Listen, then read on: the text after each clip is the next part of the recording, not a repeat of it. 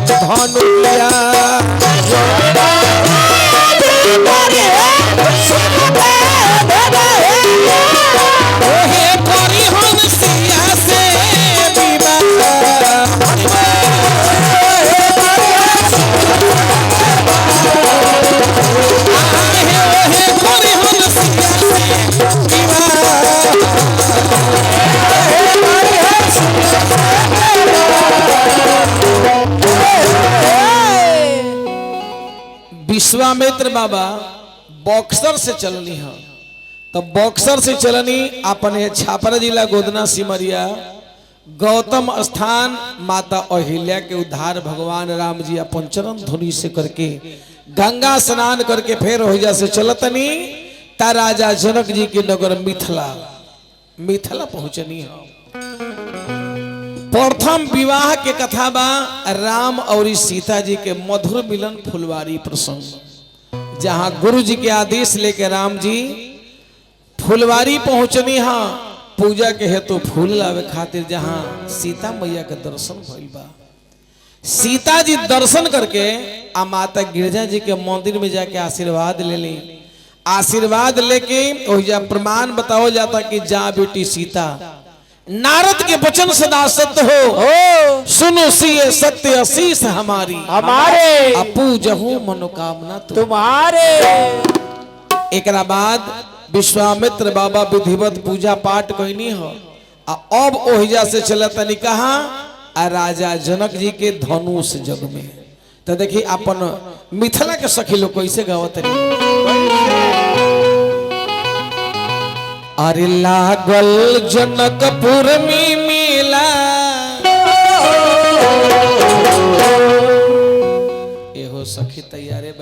चले के एहे माहे चल चले गए एहे दले चल चला ना दोसर कोई ना हम ही दुनिया चलन का हो आगे जाके रास्ता मिले बीच बीच में कहिए माहे चल चला ना अरे लागल जनकपुर में मेला देखे के हमारा मन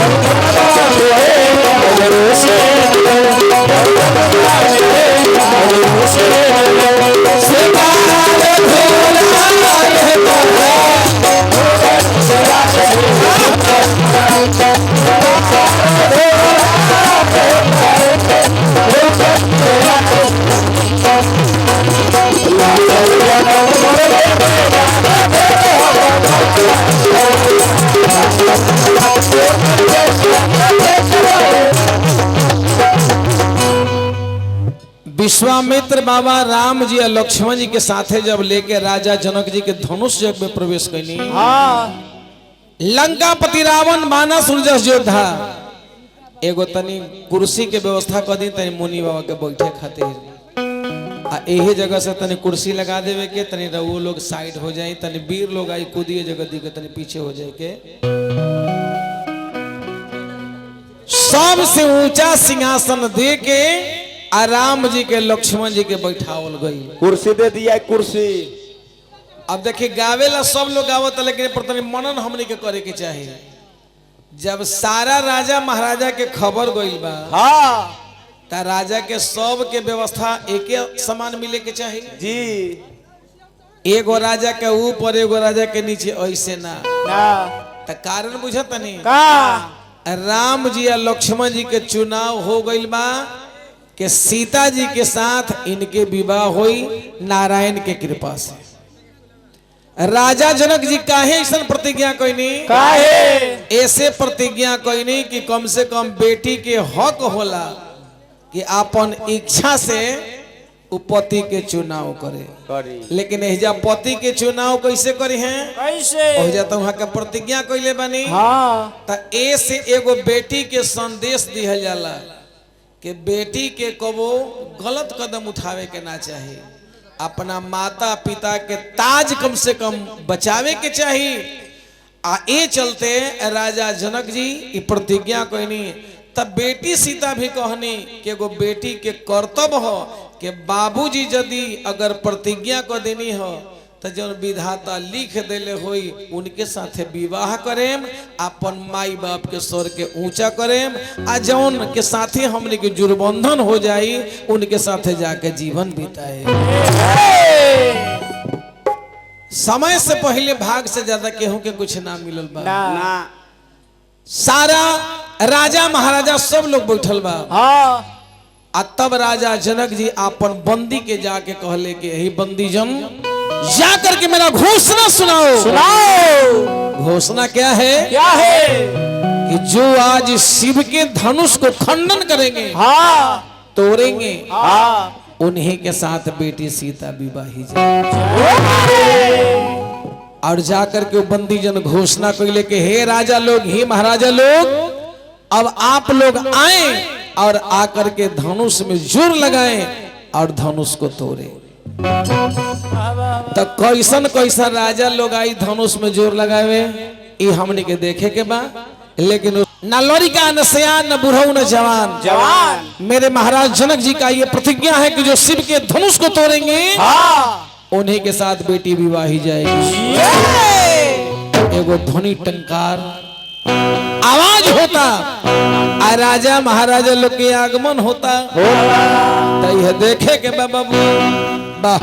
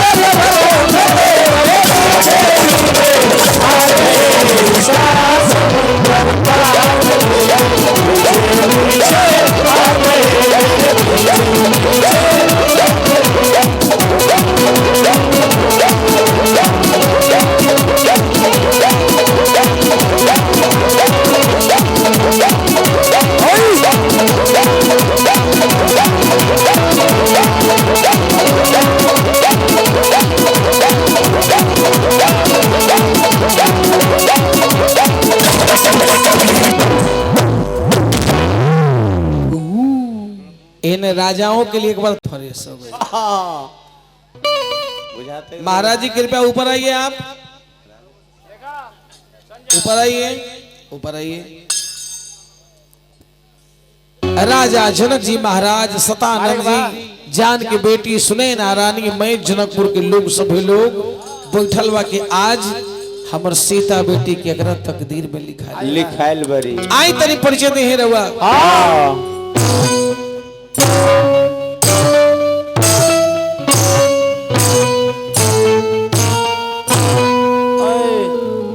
इधर घूमे, इधर धनुष, उधर इधर मनुष्य लोग बैठे हैं।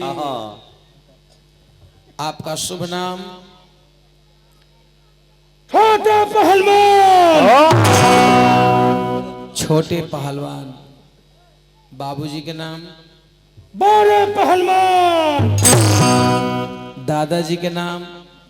मझला पहलवान। बाबूजी के नाम बड़ा पहलवान और दादाजी के नाम मझिला पहलवान। अब यह से बुझा गए कि कैसन पहलवान के बाल बच्चा हम। माई के नाम? सबसे छोटकी पहलवान।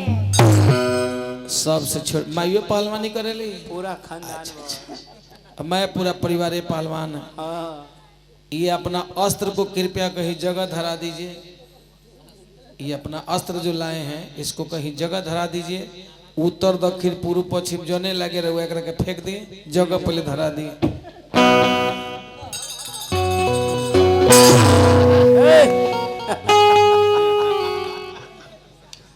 डेराई मत लो, फेंको कस के जने फेंके के बाद लोक है न फेंका है न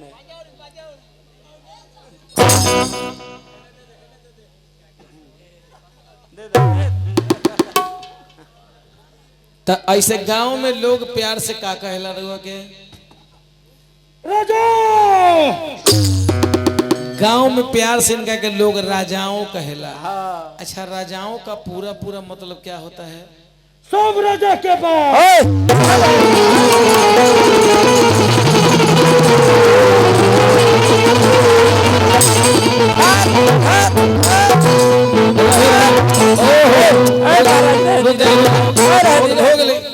हो गई रह दे राजा राजा के पूठा मत फाड़ो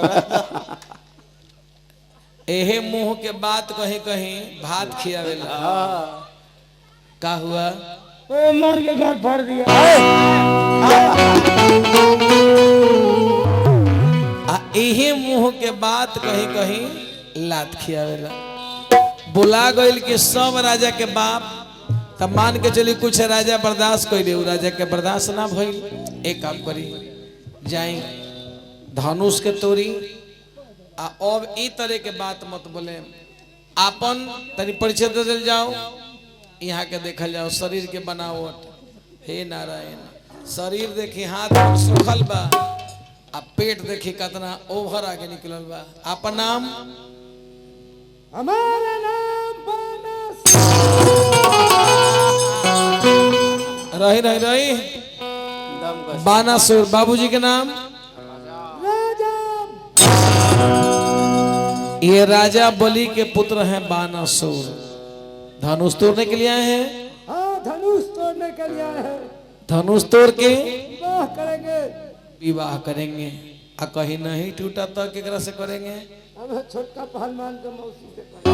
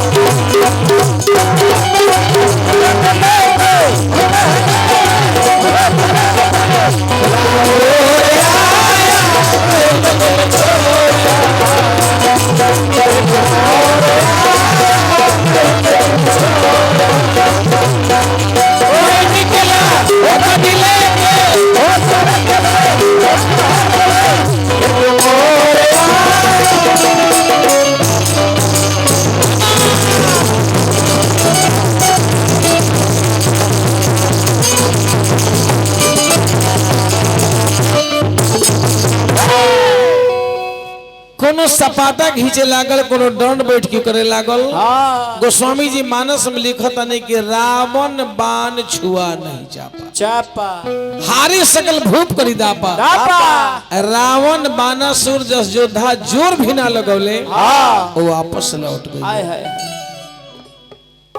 अब और एक बाद जे लोग आइल बा राजा लोग ऊ चले है जोर लगावे, लेकिन जब धनुष टस से मस होत नहीं के तब गोस्वामी जी अपना मानस में लिखल। कैसे हो कैसे कुछ राजा लोग आपस में विचार के लेकर हमने के समूह बना के चल जाओ। हाँ लिखा तनिका भूप सहस्र दस ये कही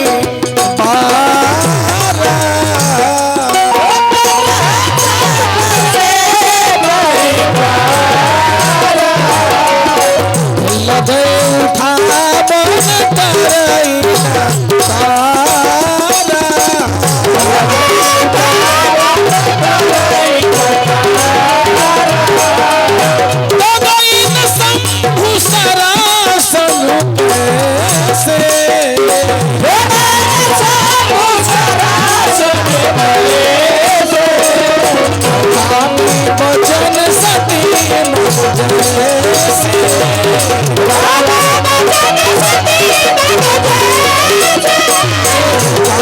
वचन सती मनु जैसे।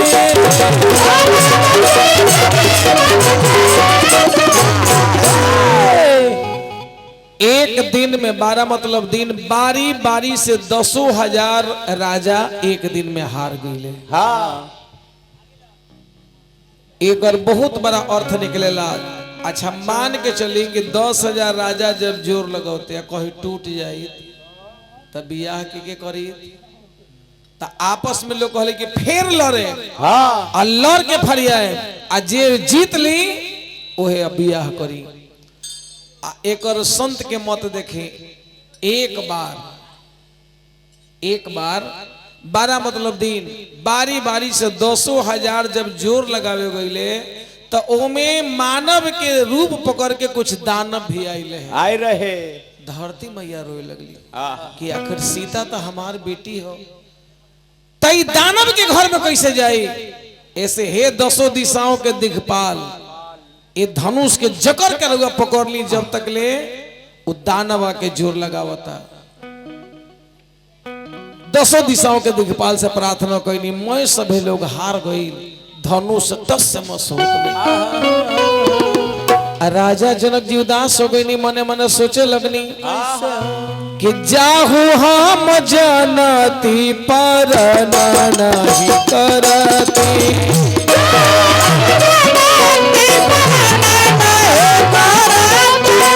जाहू हम जानती पर नहीं करती।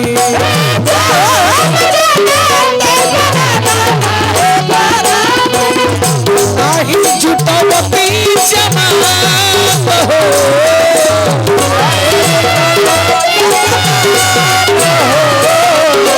भले हम सिया जी कुमारी रह जइयत।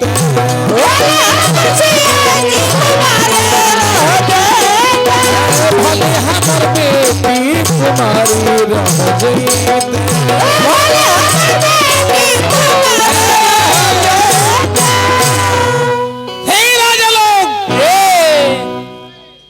आज मुझे विश्वास हो रहा है कि धरती वीरों से बेहोश हो गया है। सब के सब राजा जाके लजा के मुरी नीचे करके बैठल बा। हाँ ई एगो राजा के देखे देखिए सब लोग चले गए आप भी जाइए। मौज पर दंडवत करतन दंडवत। अच्छा ठीक बा लगाओ जो लगाओ।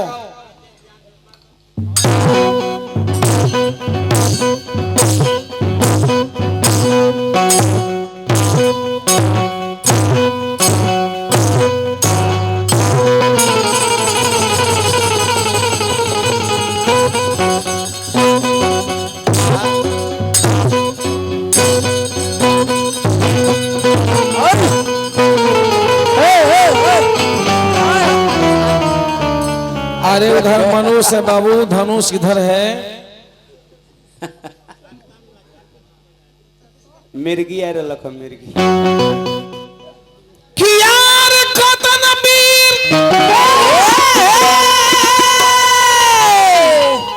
आइर दोइले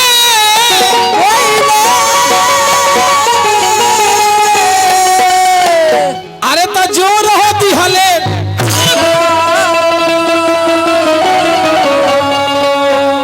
अरे केहू से नहीं लेला धनुहिया। तो वैसन वैसन लोग हार के चले तो रहुआ काहे प्राण देले बनी जाई ना महाराज। केहू से बियाह चीजें ऐसन अंत अंत तक ले जान छोड़े वाला जमाना नहीं खे।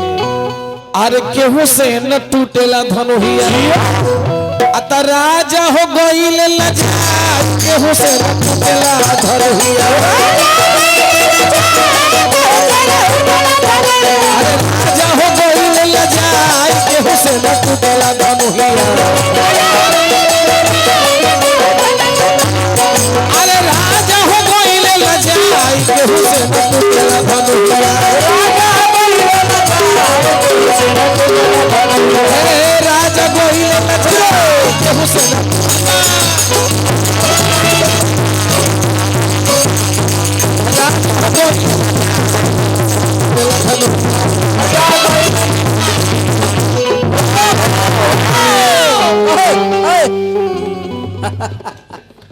कृपया लौट जाइए। हाँ मैं समझ गया, कृपया लौट जाएं। आवा आवा जोर लगाओ जल्दी, देख लो भाई। अच्छा देखी जे ना करे लकीरू करेला फकीर कोई हो सकेला, तोड़ दी है मिनिस्टर बाबू। देखिए हम यहाँ के का करते हैं, लगाओ।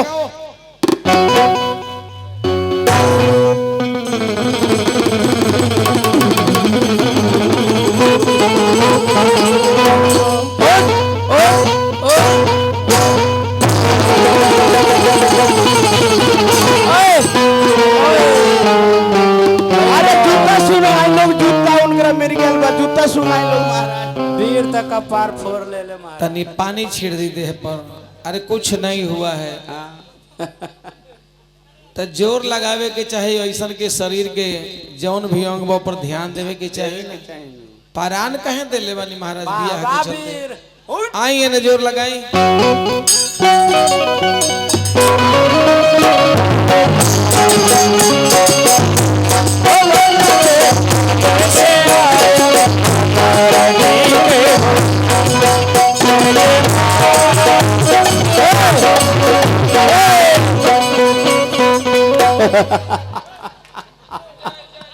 राम राम।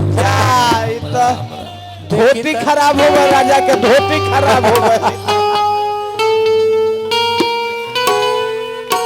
कतना शान में जा रहल बनी, मने ऐसा ना जोर लगौले कि पूरा मच्छरदानी सेठ ले ले नीचे। विचार कीजिए कि उस समय राजा जी के ऊपर क्या बीता हो। तब राजा जनक जी आवेश में आ गए, बोले कि हे राजा लोग, आज हमरा विश्वास हो गई कि धरती वीर से बेहून हो गई बा। तजहुआस निज निज ग्रह जाहू, लिखा न विधि वैदेही विवाह। एजा शर्मा गुलाब जी को गीत गावत रहनी।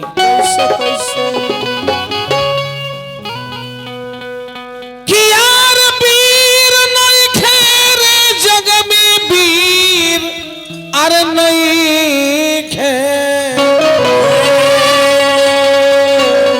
अजान गोइनी की दुनिया में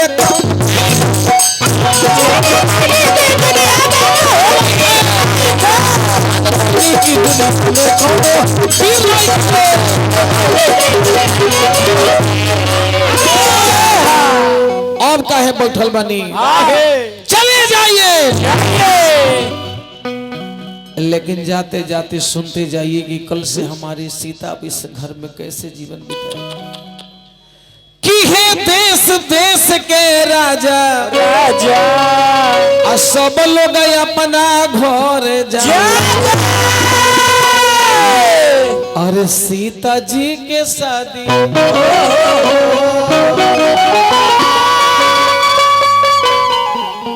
आज विश्वास टूट रहा। सीता जी के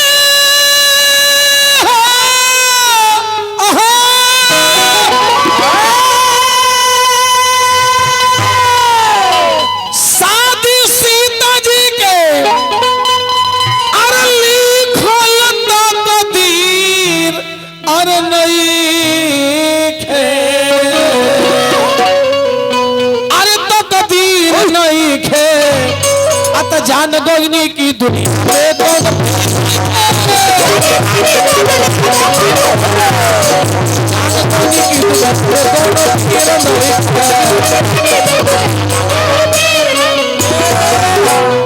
लक्ष्मण के बर्दाश्त ना भइल। वचन सुन के लखनलाल जी उठ के खड़ा हो गनी आ कहनी कि भैया ई राजा बोला के हमने के अपमान कर रहल बानी।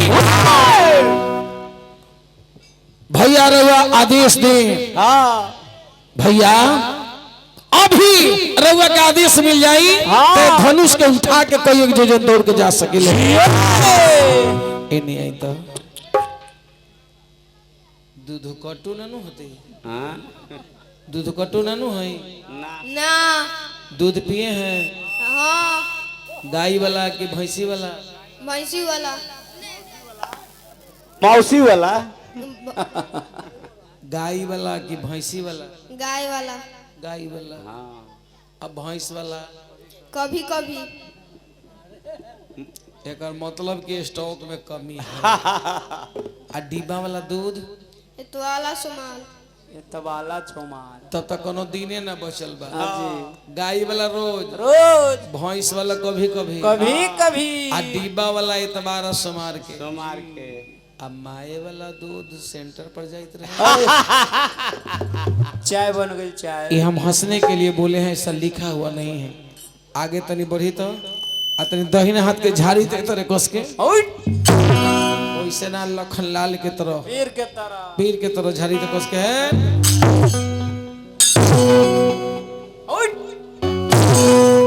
अब बाएं हाथ के, अब दहिना पैर के, अब बाएं के, अब एक बार में दोनों पैर के झाड़ी तो। अच्छा एगो और बात, अरे वो हंसी ले तो बड़ी सुंदर लागी। लागत नहीं। बाबूजी के नाम का हो? बोले बोले अपन बाबूजी के नाम कम से कम इस ड्रेस में आप है तो बताइएगा ना। पापा जी के नाम क्या है? आई हो राम, कैसन माए रहथिन बापू के नाम ना सीखलखिन अभी तक। अरे क्या नाम है पिताजी का? जोगिंदर है आपन नाम क्या है? युवराज युवराज। अभी आप युवराज नहीं हैं और पिता जोगिंदर राय बोले हैं कि राम राय है? जोगिंदर राय इन्हें घूमी बोलिए कि हम अभी जिस रूप में आप भगवान हैं, ठीक ना? बोलिए कि हम जोगिंदर राय के बेटा नहीं हैं। अभी जोगिंदर है के बेटा नहीं का है तो के कर बरा साफ साफ बोलिए, हम जोगिंदर राय के बेटा नहीं हैं। हम जोगिंदर है के बेटा नहीं हम राजा दशरथ जी के बेटा हैं। राजा दशरथ जी के बेटा एक बार ताली इनके लिए बजा दीजिए। तालिया आपका नाम क्या है? लक्ष्मण एक बार और ताली हो जाए। हाँ माता जी के नाम क्या है? मम्मी के बाबूजी के नाम जोगिंदर है, माई के नाम मालूम है ना? माई के नाम होगा ना कुछ, बताइए क्या नाम है? परमिला देवी दशरथ जी के कन्या के नाम परमिला देवी। तो तीन गो होय के चाहिए, परमिला देवी, सुमिला देवी, उर्मिला देवी। हाँ ना ना ना, दशरथ जी के तीन गो कन्या, कौशल्या, सुमित्रा, केकई।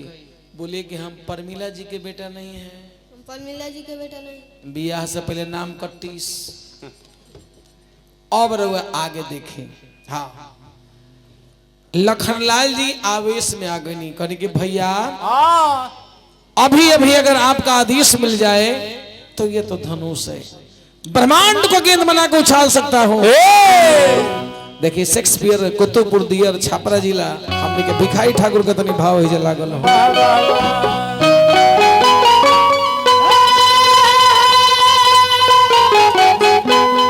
सुन के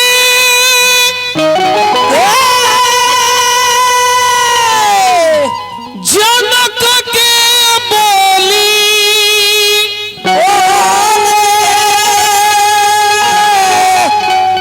लक्ष्मण के लागल हो गोली।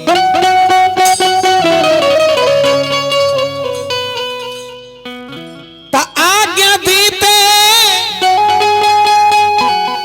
भैया जी हमार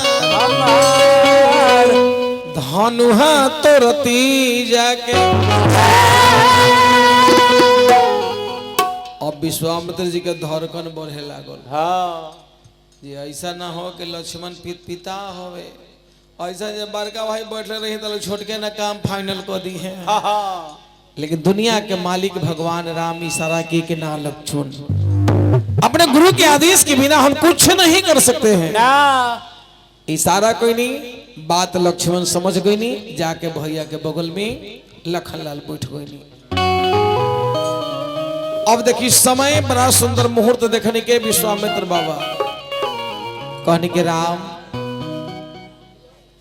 अब विलम्ब रहुआ मत करी, राजा जनक जी बिल्कुल बेधीर हो गए, उदास हो गए बनी। जाई जो है रउआ जाके धनुष के तोड़ी।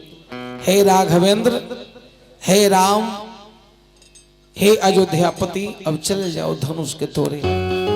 राम जी अपना गुरु जी के आदेश ले रहे बनी। बड़ा सुंदर गोस्वामी जी लिखनी है जगह। विश्वामित्र समय शुभ जानी, अब बोले अति स्नेह मैं बानी। उठहु राम भंजहु भव चापा, अमेटहु तात जनक परितापा। भगवान राम जी धीरे धीरे धीरे धीरे धनुष के लगे जब आवे लगनी तो सीता मैया कुछ दूरे से देख लेनी कि इनका फुलवारी में हम देख ले रहनी। सारा देवी देवता से प्रार्थना करे लगनी। आ गणेश बाबा से आग्रह करे लगनी कि बाबा ये धनुष के हल्का कर दी। हे धरती मैया, हम रउआ के पुत्री हैं, हमर वचन मानी, ये धनुष के हल्का कर दी। आराम से वही हैं आ धनुष के उठा के तोड़ दी हैं। हाथ जोड़ले बनी आ घूम जाते वहां के का कहते। अरे त गौरी के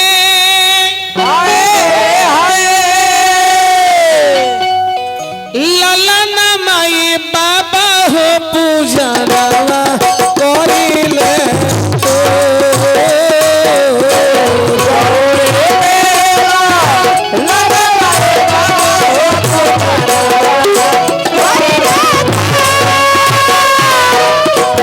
अजुए दीना माँ खातिर बाबा पूजत रहनी ते।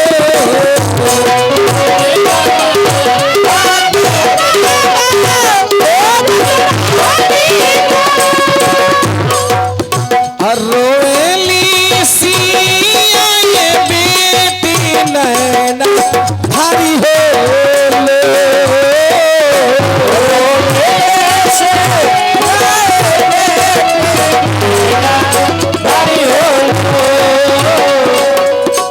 असुआ पोछते भीजला। नाम तो नहीं बता दे।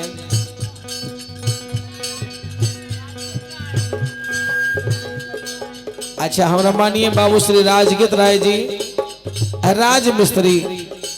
भगवान से हम प्रार्थना करें कि जब धंधा चलता खूब आमदनी होके, बुढ़िया मैया के कृपा, भगवती माई के कृपा पूरा परिवार के ऊपर बनल है। असुआ पोछते भीजला आचार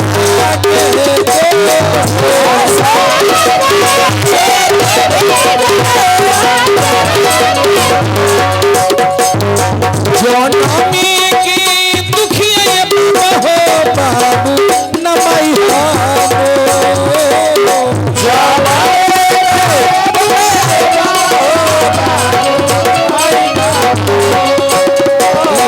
धरती से जानवली बाबा।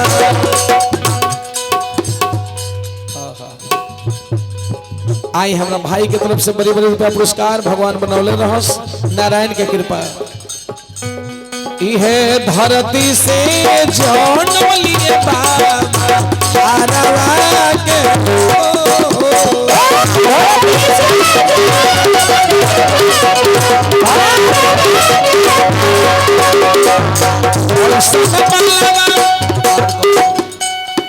ऐसा न बलवा दीह दून का धनुहिया दीह तो।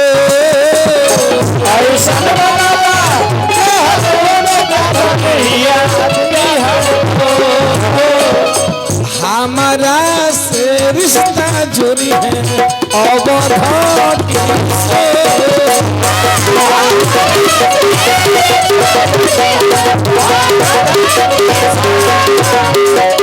हमारा से रिश्ता जुड़ी है।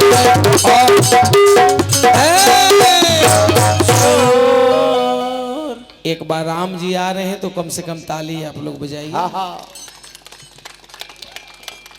आ धीरे धीरे राम जी आके आ धरती माता के पहले प्रणाम करतनी। अब ओने घूम जाई, हमने गार्जियन बैठल बानी उनका के यहीं से माता जी पिताजी समझ के प्रणाम कर लिए, वो लोग दाहिना हाथ उठा ली। अब ओने घूम जाई तनी माता जी के प्रणाम कर ली है जगह से। अब देखी दुनिया के मालिक होके आ इनकर श्रद्धा देखी सारा जगत के लोग के प्रणाम करतनी।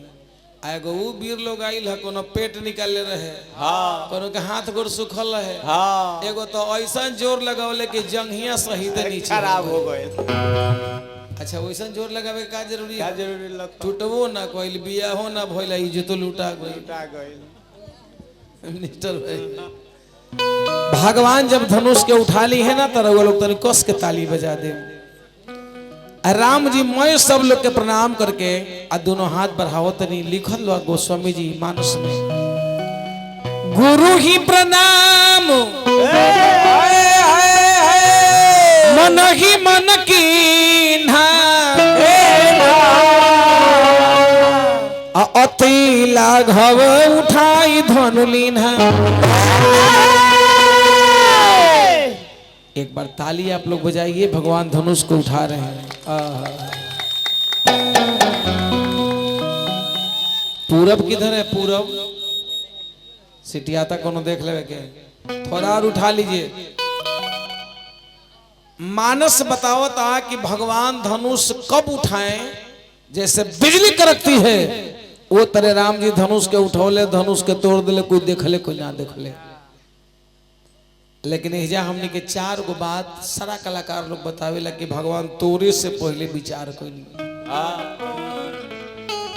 सोचे तनी कि आखिर ये धनुष जो ना हो हमारी कुल के न हड्डी के हो। दशरथ के लाल जब हाथ में पिनाकली, मन में चार बात सोच किन्ह तोड़ने के वास्ते,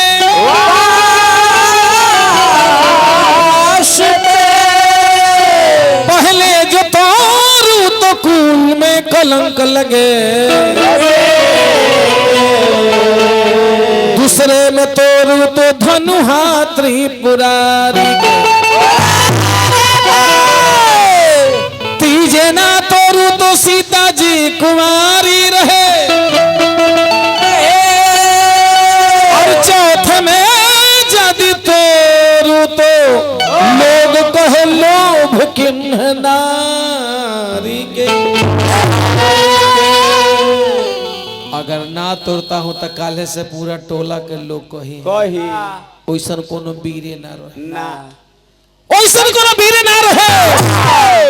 राजा जनक जी के प्रण जस के तस रह गई, ना कोई धनुष तोड़ले आ ना कोनो सीता के साथ विवाह कइले।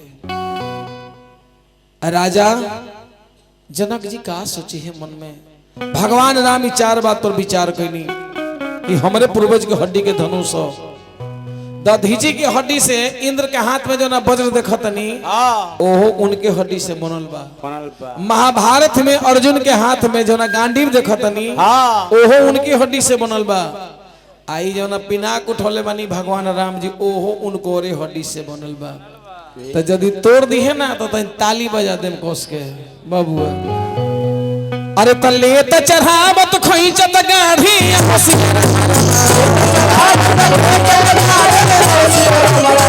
चढ़ावत खोइचत गाढ़ी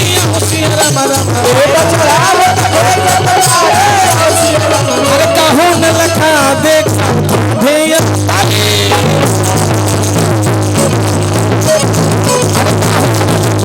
सब